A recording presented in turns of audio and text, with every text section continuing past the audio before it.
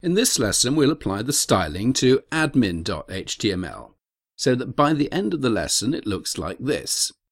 You can see we've got some color effects there. So it's waiting for background images and it's waiting for dynamic content, but otherwise, by the end of this lesson, it's in its finished form. I'm going to follow the same procedure as in the previous lesson. I'll ask you to type in the style selectors before I give them to you. This time, I'm going to ask you to type in some of the style declarations as well. As before, we're going to save unnecessary typing by using a prepared version of the admin.html file with its classes already completed. And I've also found a slight error in the previous lessons. I've found that I used the class users and the class admin for the navigation area. That's up here. So this one I used class admin, and I'm going to want to use the class name admin down here. So we don't want to be using the same class name for two completely different things. So we've got to tidy this up. So to do this, I'm going to shut down Komodo Edit, go to the working files, chapter 5, 0510, styling the single movie page. So that's where we left off at the end of the last lesson, except that I've made some corrections. Select everything, Control A, and copy. Go to your XAMPP directory, favorite movies, right-click Paste, and choose to overwrite everything. And choose to merge, and choose to override all the files which are currently in favorite movies. So this corrects that error and it gives us what we need to go on without doing unnecessary work. So we'll just check. We'll open up all of the 3 HTML files in Komodo Edit.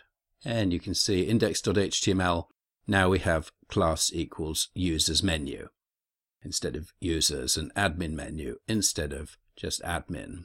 Movie single, the same, and the one we're working on, the same. So we can close down the others. We're not going to be using those at the moment. Go into the CSS folder and open up style.css, and this is where the bulk of the work is. It was easy in the HTML files, but here I've also changed all the style selectors. So we've got users_menu, admin_menu instead of just admin. So now we're ready to proceed with styling this page.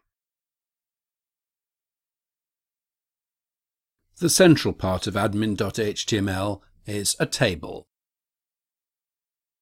where we're going to be able to enter and delete and modify the first names and last names of the various users.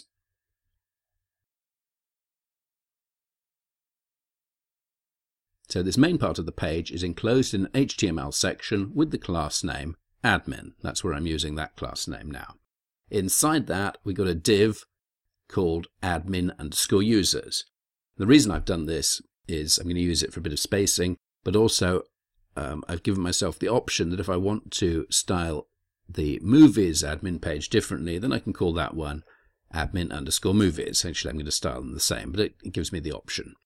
Then a second level heading, manage users. And then the main part of the page, the HTML table with the name admin_table, because I'm going to definitely style those the same. So we can use the same class name for the movies one. Then we've got a table row, that's TR, and inside it we've got 3 table header cells here. That's this, the table header, first name, last name, and delete as titles. 2 of them have the class name data_col, and the one on the right, admin_col. And that's where we're going to have little images for adding and deleting data.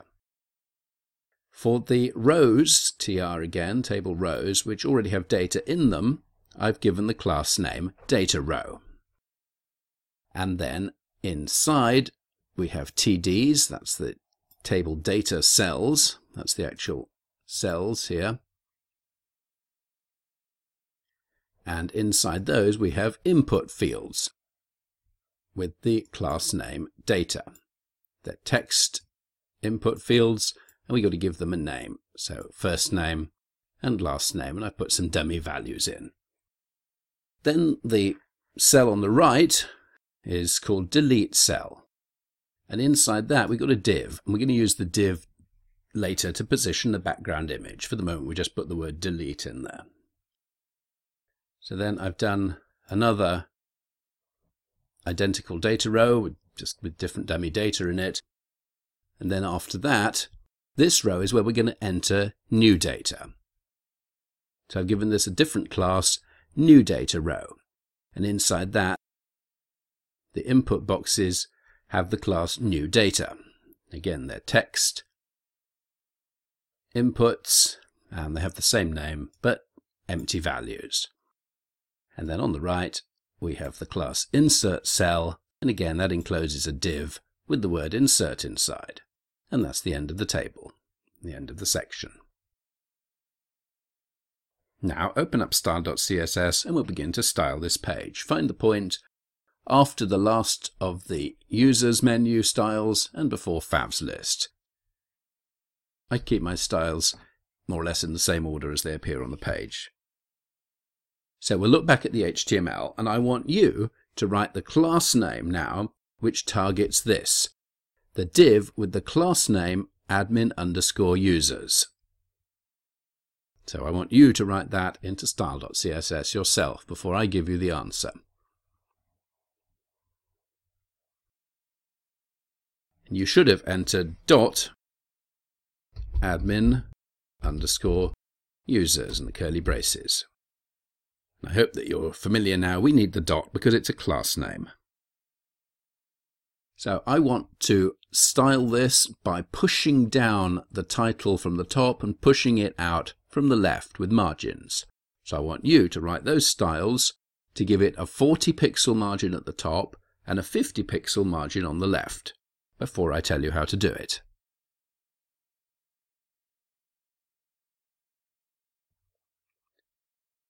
And the answer is margin top 40 pixels and margin left 50 pixels.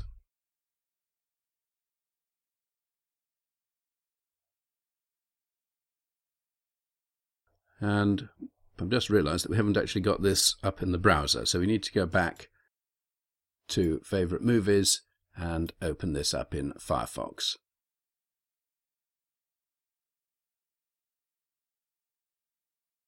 And there we are, we've got a bit of space at the top. Now select this H2 element, but only when it appears inside admin_users class.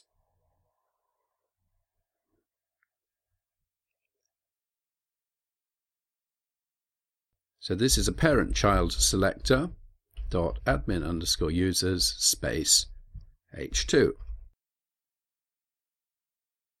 Give this a large font size of 1.25 em and a bottom margin of 20 pixels.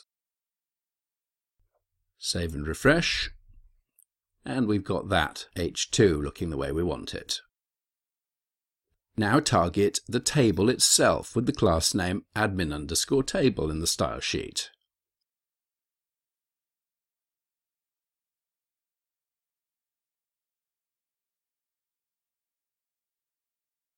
So you should have entered .admin_table, or table.admin_table would do.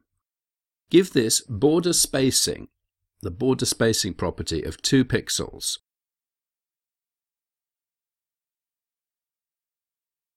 And border collapse separate.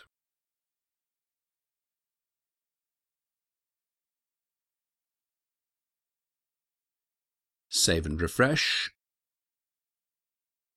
And that gives a little bit of space. It spaces out the table, and I think that looks better. I think it will look better anyway when it's finished like this. Then select all the table header elements. That's these TH elements inside admin table.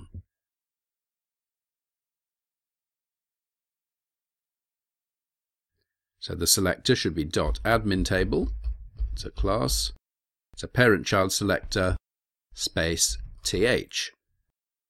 Give this bold font weight.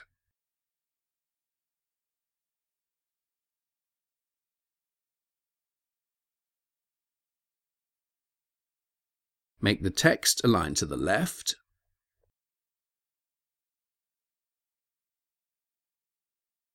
And give it a background color.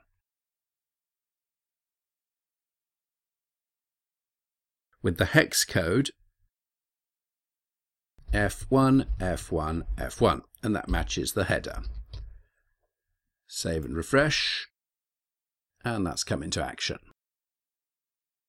Now I want you to target both the TD elements, all of these TD elements, and the TH elements inside this admin table.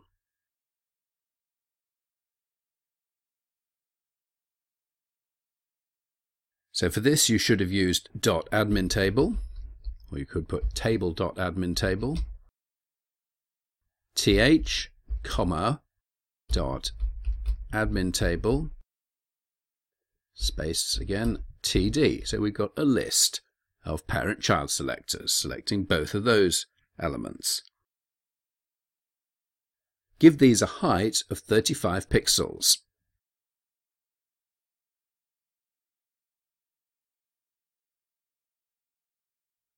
Save and refresh. And we can't really see it at the moment on the TDs, but we can see on the TH that this has given the rows a greater height. Just spaces things out a bit more. But at the moment, the input boxes are not filling the table cells. So that's why we can't really see the space down here. We want the input box to fill the whole of the table cell. So how do we do that? I want you to add in the necessary selector for that.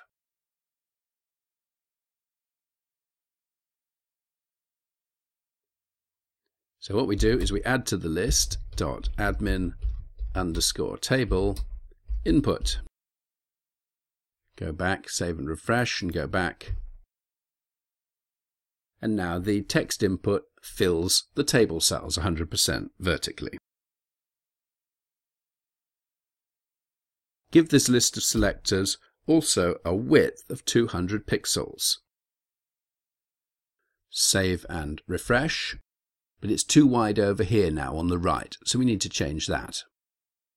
So I want you to target admin_col, this particular column, and give it a width of only 80 pixels.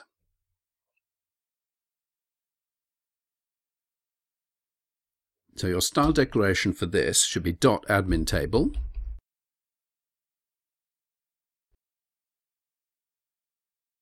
and then you can put th.admin_col with a space between them, or you could put just .admin_col, and that would also target it.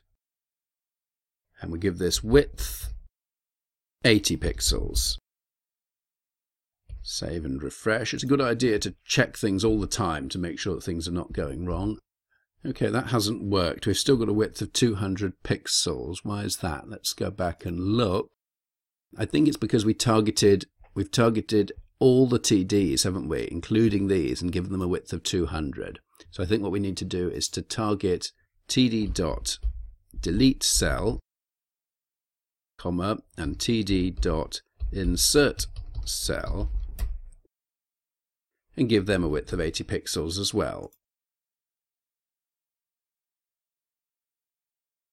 And that still doesn't want to work. What's wrong? Can you spot a mistake? Ah, here's the mistake. We need a comma there, otherwise it's meaningless. There we are. And now we've got our width right. So we're matching what we want here. At the moment, all the text inside the input boxes, in fact the whole table, butts right up against the edge of the table cells. And I want to give it a little bit of internal space like this. So I'd like you to select the TH element and the input box inside the admin table and give them padding of 5 pixels on the left and the right. So that's selecting. I want you to write the style selector for TH, all THs, and all the input boxes inside this table.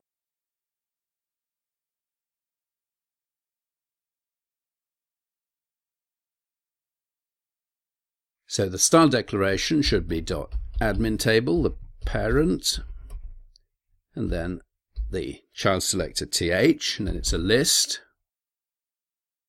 .admin table again, input, curly braces, padding left, 5 pixels, and padding right 5 pixels. Save and refresh, and we've got that bit of internal space. Now the text inside the input boxes is too big for my liking. I'd like to have it smaller like this. So I'd like you to target the input boxes in the admin table.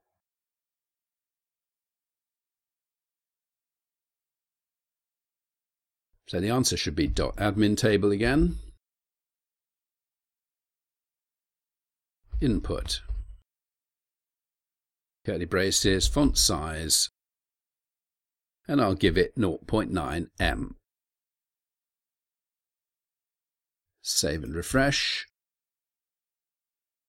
and that's reduced. That looks better. The final version of the admin table has visual feedback in the form of this yellowish background colour that appears when one puts one's cursor into any of the input boxes. That is, when one gives it focus.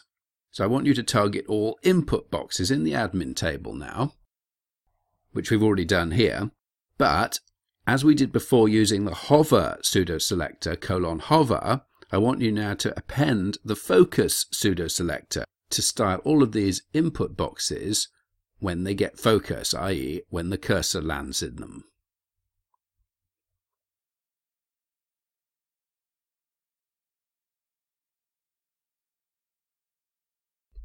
So the answer is parent-child selector again, admin table input, but it's :focus.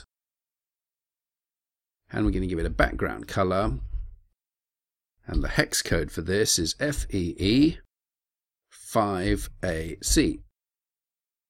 Don't forget the semicolon, back, and which version? This version, refresh, and we've got that now. We seem to be missing a border. We need to do a border. So to do that, we need to target all of the TH and all of the TD elements and give them a border of 1 pixel solid black. Let's go to here, .admin table TH and .admin table TD, border 1 pixel solid black.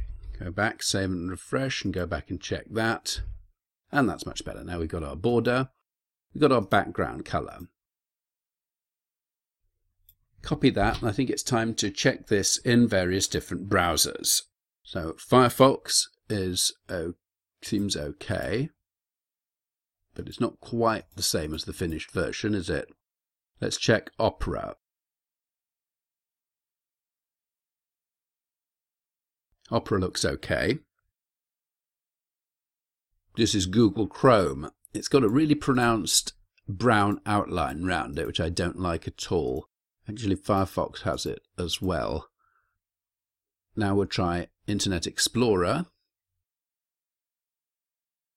Internet Explorer not only has that outline, but it also has a very ugly X thing here, which I want to get rid of as well. And finally, Safari. This is Safari, and it also has an ugly outline, but this time it's blue.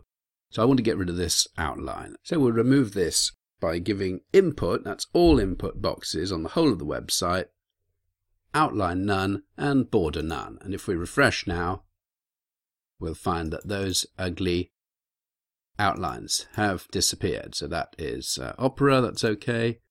Chrome, F5, that's okay. Internet Explorer, okay, it's gone. And Safari, and they've gone. So lastly, we've just got the problem of these ugly X's in Internet Explorer only. We can fix this with a Microsoft specific pseudo element, input, because we're targeting input, and then 2 colons, and then vendor prefix, prefix -ms, and then dash clear. Curly braces, and we set this to display none. Save and refresh. And that's gone.